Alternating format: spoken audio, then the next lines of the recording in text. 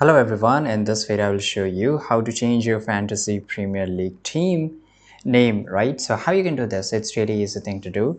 So first of all, we have to just go to our website here, that is Fantasy Premier League. Once we're here, then we have to log in into your account. So once you have logged in into your account, you can see here you have to just enter your email address and password and you have to log in. So I will just log in with my Google ID. So once you have logged in into your account, you have to navigate to the team selection.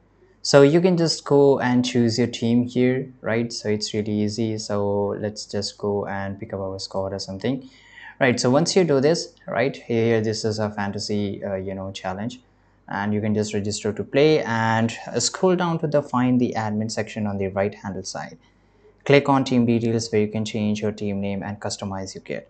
After updating your team name, make sure to click update my details at the bottom of the page to lock in your changes. And this is how you can do this, and I hope you found this very useful. Subscribe.